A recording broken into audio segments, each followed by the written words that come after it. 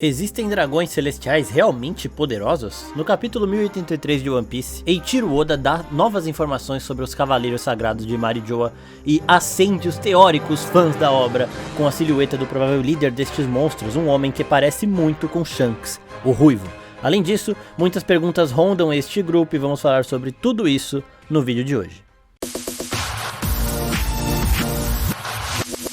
E aí seus geeks, tudo certo? Eu sou o Marcos Veloso, o vídeo de hoje é um vídeo muito pedido por vocês. Quando saiu o capítulo 1083, o pessoal já foi lá no Instagram pedir. A gente já tinha feito um shortzinho antecipando que nós faríamos esse vídeo. E aí eu tava, tentando arrumar tempo pra focar no roteiro, pra achar as informações. E agora eu consegui fazer tudo isso. Além disso, a gente abriu uma caixinha de perguntas lá no Instagram só pra falar de One Piece. E o pessoal começou a mandar algumas perguntas que vão virar um vídeo também no futuro. E algumas delas já tinham a ver com esse assunto. Então as perguntas relacionadas aos Cavaleiros Sagrados, a gente já vai acabar respondendo ao longo deste vídeo aqui. Antes de eu começar a falar sobre isso, eu tenho que avisar que é óbvio que tem spoilers do mangá de One Piece aqui, do capítulo 1083, que é o mais recente até agora. Então se você não tá lendo e não quer saber dos spoilers, deixa esse vídeo pra depois, Mas se você quer saber mais sobre esses caras, aqui eu vou falar de todas as evidências que eu peguei, evidências que começam no capítulo 434 do mangá de One Piece, de uma conversa do Barba Branca com o Shanks, então é coisa bem antiga. Tem até um ponto relevante do capítulo 385, antes ainda desse, mas isso aqui não é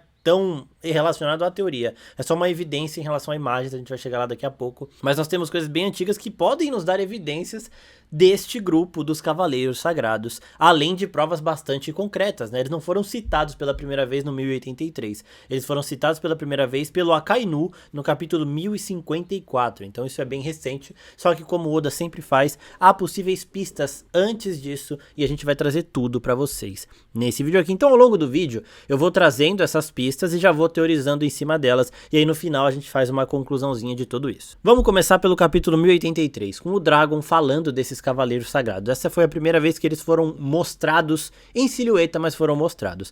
O Dragon fala que a verdadeira guerra contra o governo mundial só começará quando os Cavaleiros Sagrados forem colocados em ação. Ele fala isso já indicando que esses caras são realmente fortes, e nós vemos 9 silhuetas em um fundo bem diferente, um fundo com um padrão que a gente já tinha visto antes.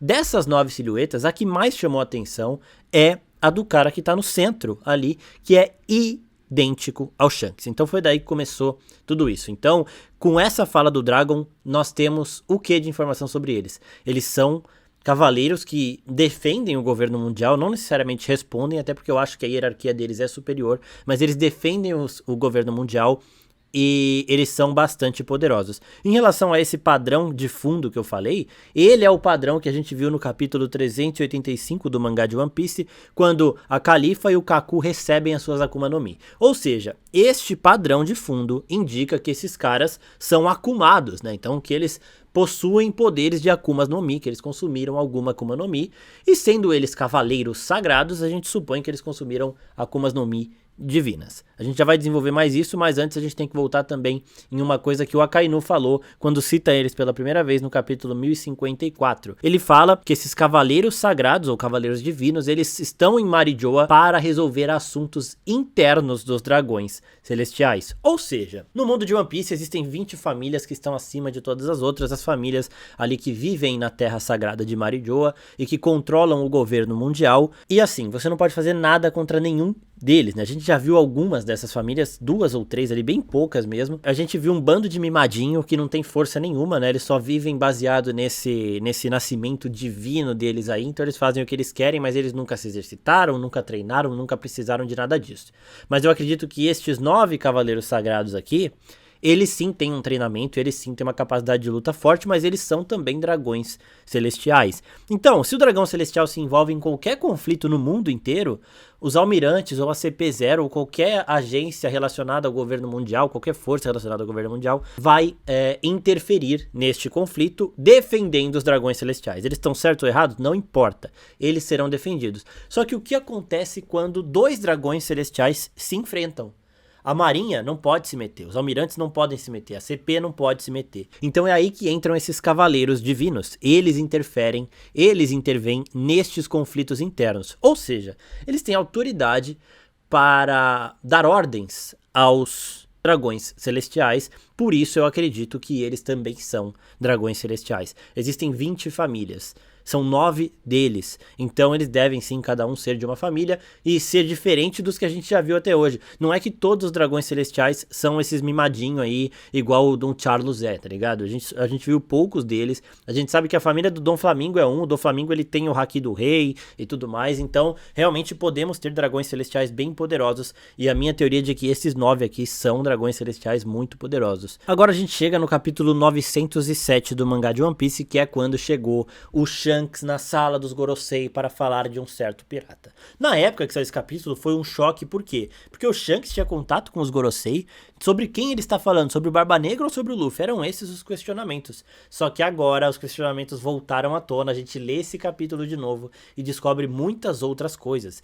Muitos pontos que indicam que esse cara não é o Shanks e ele é sim um desses cavaleiros divinos, um desses cavaleiros sagrados que o Dragon citou neste capítulo 1083. O que a gente sabe dessa cena aqui? A gente sabe que um cara que tem a mesma cara do Shanks chegou na sala dos Gorosei, conseguiu uma audiência com eles no meio do Reverie. A gente não sabe o nome desse cara porque os Gorosei não falaram, nem o status dele, só que todo mundo realmente acreditou que era o Shanks porque mostra o rosto dele, mostra de lado, né? E a gente falou, porra, é o Shanks, beleza, não restou nem dúvida sobre isso, porque realmente eles indicam isso. Só que agora, depois do lançamento do 1083, a gente volta ali e começa a achar algumas coisas bem interessantes que podem indicar que esse cara não é o Shanks, e sim este líder dos Cavaleiros Sagrados que a gente viu agora em silhueta no capítulo 1083. O ponto principal que me fez realmente acreditar que existem dois Shanks, né, que o Shanks tem um irmão ou até um pai, sei lá, é que o Oda desenha esse cara em um ângulo muito específico para esconder a cicatriz do Shanks, certo? Ele tá de lado, mostrando apenas o lado que não tem a cicatriz, o lado direito dele,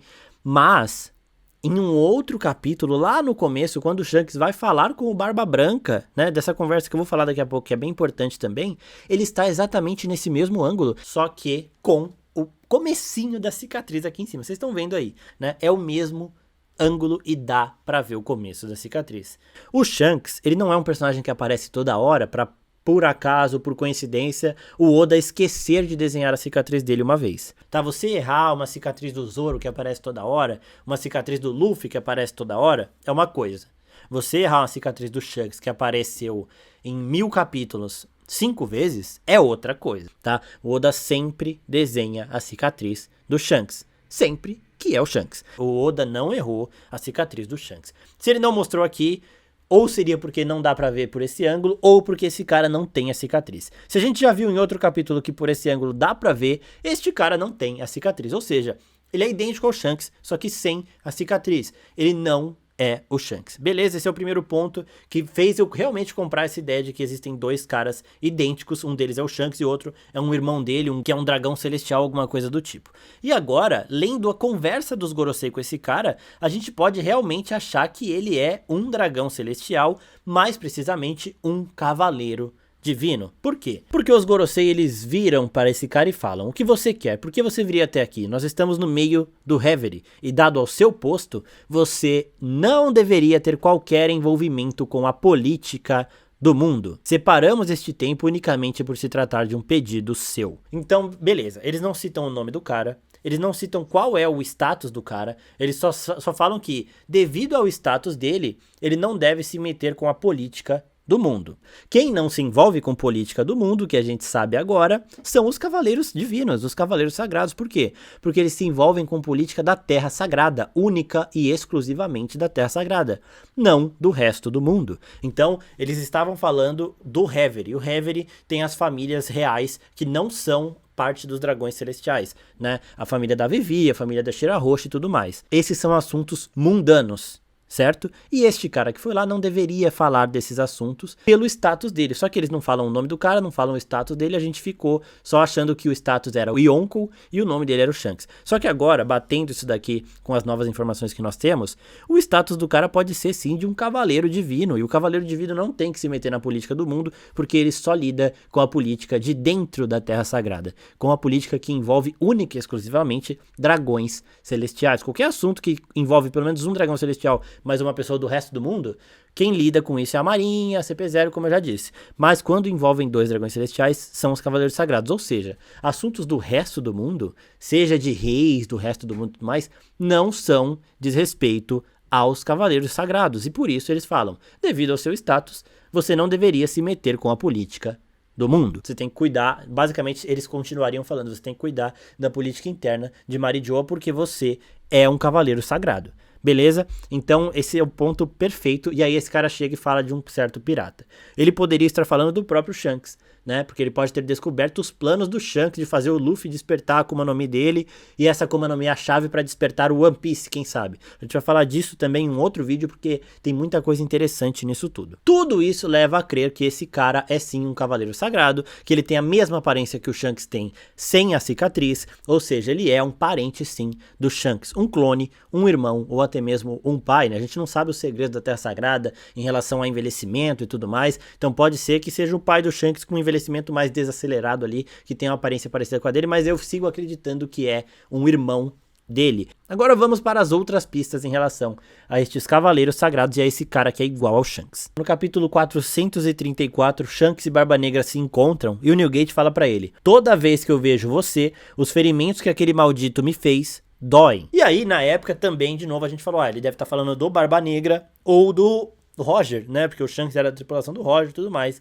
Porém, o Oda já deixou bem claro que cicatrizes com gatilhos são cicatrizes de batalhas contra inimigos mesmo. O Kaido, ele tem um gatilho da cicatriz dele que o Oden fez. Tanto que quando ele vê o Zoro, ele lembra, ele se caga todo. O Shanks tem um gatilho com a cicatriz que o Barba Negra fez. Tanto que era isso que ele queria falar com o Barba Branca. Ele falou, o cara fez essa cicatriz aqui em mim e eu fico sentindo, sabe? Isso tá tremendo aqui quando eu escuto falar dele, sabendo que o Ace tá atrás dele e tudo mais. E o Barba Branca fala isso pro Shanks, né? Só de ver você, a cicatriz que aquele maldito me fez doem, antes do Shanks revelar que a cicatriz do olho dele tinha sido feita pelo Barba Negra. Ele poderia estar falando do Roger?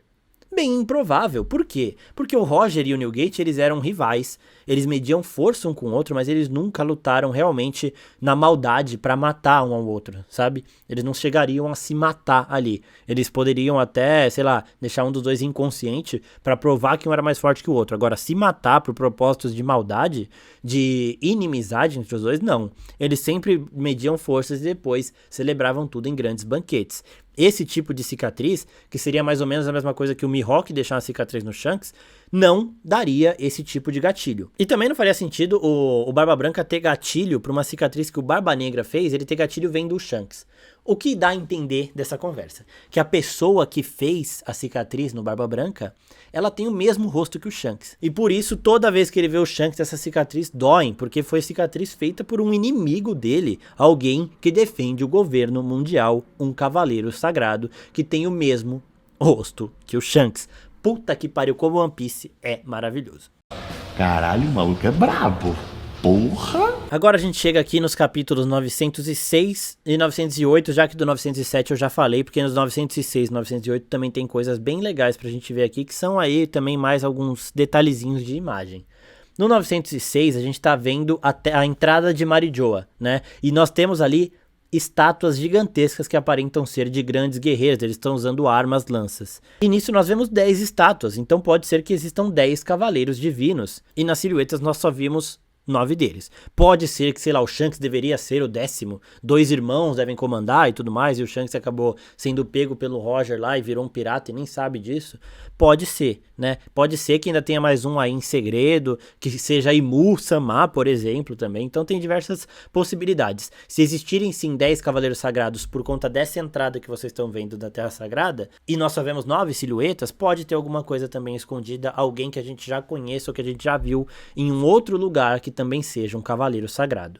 Já no capítulo 908, Imu tá na Câmara das Flores e a gente tem duas coisas interessantes ali. Primeiro é uma espada bem parecida com a de Shanks, que é a arma que foi usada para rasgar os cartazes do Luffy, da Shirahoshi e do Barba Negra. E segundo, uma pessoa que vem avisá-la sobre a chegada dos Gorosei. Essa é uma pessoa que fala diretamente com o Imu, então já é uma pessoa também de um ranking bastante elevado. A gente só tinha visto os Gorosei falando diretamente com o Imu e essa pessoa que vai avisar Imu que os Gorosei chegaram.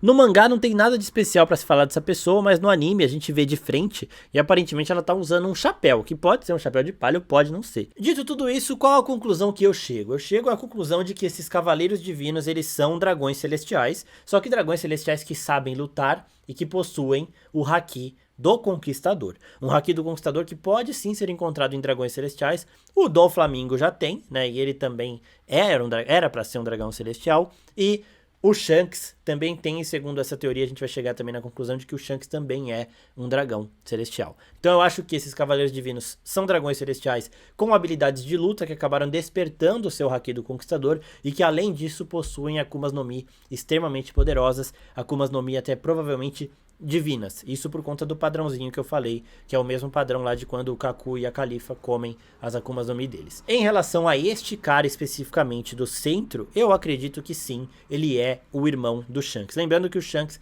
ele foi encontrado depois da tragédia ali da guerra de God Valley. God Valley é o Vale dos Deuses, então acredita-se que sim, poderiam ter no meio disso tudo, desse conflito, dragões celestiais, os deuses desta terra. E que essa família de deuses tinha 2 bebês. Um deles foi pego pelo Roger e acabou crescendo e se tornando Shanks. E o outro ficou com a sua família, voltou para Marijoa e foi criado ali dentro da Terra Sagrada, se tornando esse líder dos Cavaleiros Divinos. Ele sendo líder dos Cavaleiros Divinos, faz sentido ele aparecer como essa silhueta do meio e também faz sentido ser ele o cara que vai falar com os Gorosei quando precisa conversar com eles sobre algum tema importante. E também como os Cavaleiros Divinos eles só lidam com problemas de Marijoa, problemas entre os dragões celestiais, quando acontece alguma coisa que meio que foge da alçada deles, eles vão e reportam para os Gorosei, e foi isso que esse cara fez. Ele descobriu alguma coisa envolvendo o próprio Shanks, provavelmente, e foi lá contar para os Gorosei. Em relação a isso, o que ele foi contar, eu acho que sim. Ele pode ter descoberto os planos do Shanks de fazer o Luffy despertar a Akuma no Mi, e com a Akuma no Mi do Luffy despertada, o Shanks poderia despertar o que é o One Piece. A gente sabe que o Roger chegou lá, adorou o tesouro que o Joy Boy deixou, mas falou que chegou cedo demais, né? Pode ser por quê? Porque na época que o Roger chegou, não tinha a Hito Hito no Mi modelo Nika despertada em ninguém, né? Então não tinha nem como ele pegar essa fruta. Já o Shanks teria isso, então pode ter sido isso que ele foi alertar para os Gorosei. Em relação a esse cara aí, vocês acham que ele é irmão do Shanks, clone, pai, alguma coisa, ou ele é o próprio Shanks? Também comentem isso aqui embaixo, não se esqueçam de curtir o vídeo que ajuda bastante, mandem pros seus amigos e se inscrevam no canal porque tem vídeo de One Piece toda semana e tem vídeo novo de cultura pop todo o dia. É isso pessoal, muito obrigado e até a próxima. Tchau, tchau.